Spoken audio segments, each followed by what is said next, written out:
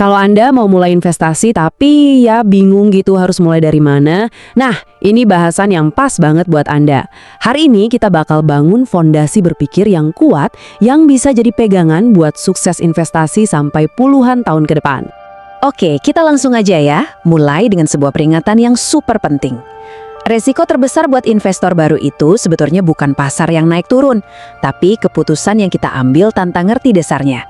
Yuk, kita pastiin hal itu gak akan terjadi sama Anda.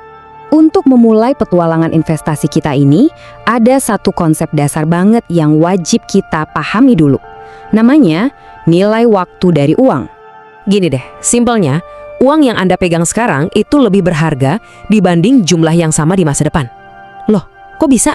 Ya karena uang yang ada hari ini bisa langsung Anda putar, Anda investasikan, biar bisa menghasilkan lebih banyak uang lagi.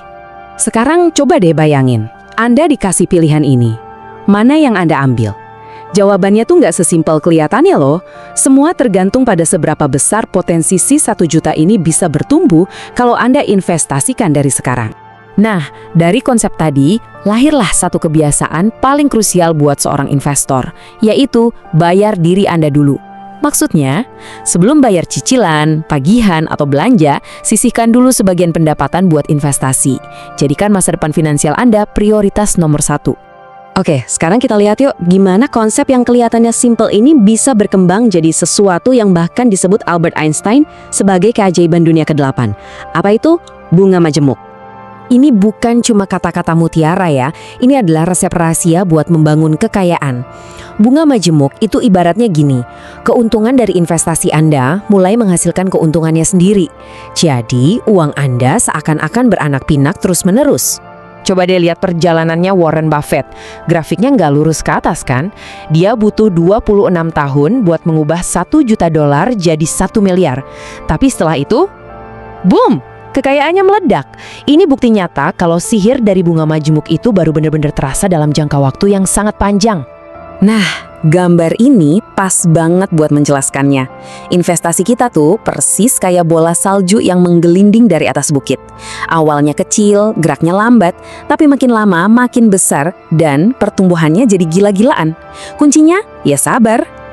Biar lebih kebayang ya, coba deh sisihkan cuma 1 juta rupiah per bulan. Itu kan kurang lebih cuma seharga beberapa kali ngopi di kafe ya kan? Kalau Anda konsisten investasiin itu selama 30 tahun dengan asumsi return pasar yang wajar, Anda berpotensi punya 22 miliar rupiah. Yap, Anda nggak salah dengar, 22 miliar. Oke, kita udah punya kendaraan super canggih nih, namanya bunga majemuk. Sekarang kita butuh peta biar nggak kesasar. Nah, di dunia investasi, peta kita itu adalah pemahaman soal hubungan yang nggak bisa dipisahin antara risiko dan imbal hasil. Coba bayangin, Anda mau ke satu tujuan dan ada 2 jalur. Satu jalur aman, santai, tapi lama. Satunya lagi jalur terjal, bisa cepat banget tapi berbahaya. Nggak ada pilihan yang benar atau salah di sini. Semua tergantung pada seberapa berani Anda mengambil risiko. Ya, persis kayak gitu cara kerja investasi. Ada spektrumnya, mulai dari yang paling aman, kayak simpan uang tunai, terus ada obligasi yang risikonya rendah, sampai ke saham dan kripto yang bisa kasih untung gede, tapi risikonya juga gede. Aturan mainnya simple, makin tinggi potensi keuntungan, makin tinggi juga risikonya. Nah, sekarang kita masuk ke bagian yang paling penting. Musuh terbesar Anda dalam berinvestasi itu ternyata bukan pasar saham yang lagi anjlok. Musuh terbesarnya adalah diri Anda sendiri. Tepatnya, emosi dan bias psikologis yang ada di kepala kita masing-masing. Pernah ngerasain kayak gini? Siklus emosi ini adalah jebakan klasik. Banyak investor pemula yang kejebak. Mereka beli pas pasar lagi di puncak, pas semua orang lagi euforia. Terus, pas pasar turun, mereka panik dan langsung jual semua. Beli di harga tinggi, jual di harga rendah. Itu resep pasti buat rugi. Perasaan takut ketinggalan alias FOMO atau rasa nggak rela kalau rugi, itu semua manusiawi banget.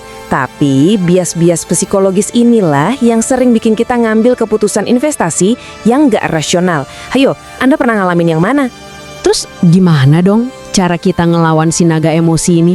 Jawabannya, kita nggak bisa lawan emosi pakai emosi.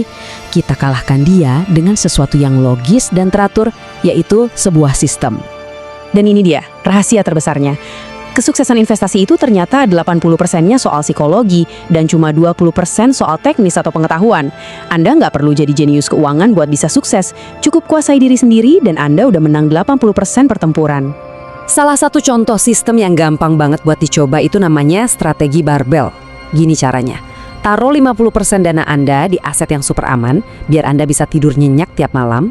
Sisanya, yang 50% lagi, taruh di aset pertumbuhan buat membangun kekayaan jangka panjang. Seimbang kan? Logis. Oke, jadi ini dia rencana aksi 3 langkah buat Anda. 1. Punya rencana investasi yang jelas.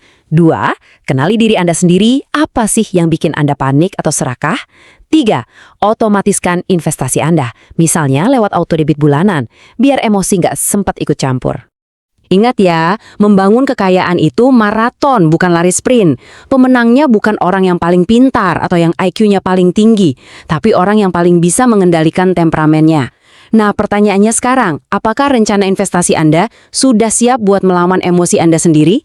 Semoga bahasan kali ini bermanfaat ya.